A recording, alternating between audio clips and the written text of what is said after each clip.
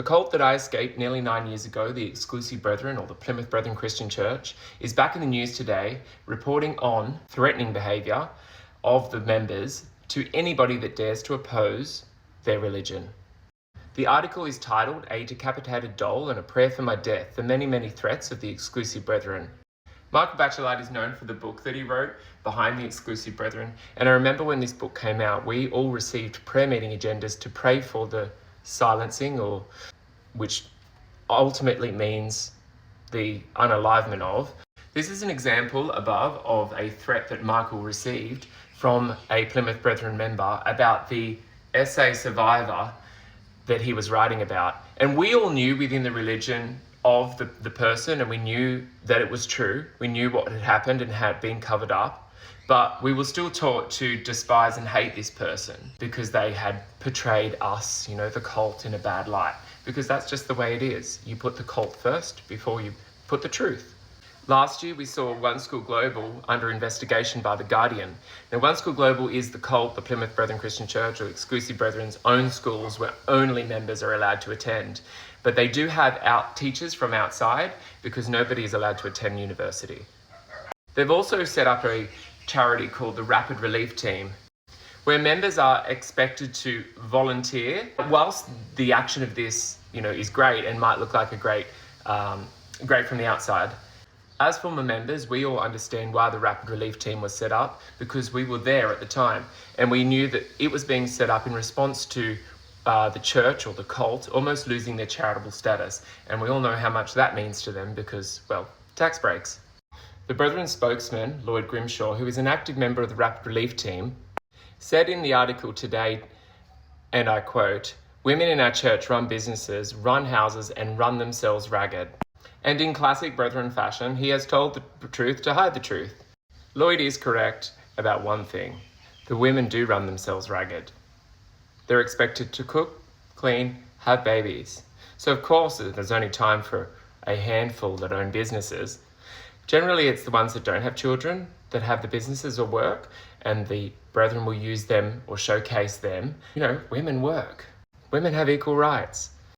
And we all know that this is not the case. Women do not have the same rights. Women have to wear skirts or dresses because they aren't allowed to appear masculine and wear pants like men. And also have to wear head coverings or scarves like the one pictured because the angels need to see them and give them extra protection. That's what we were taught as kids, because women, are the weaker sex.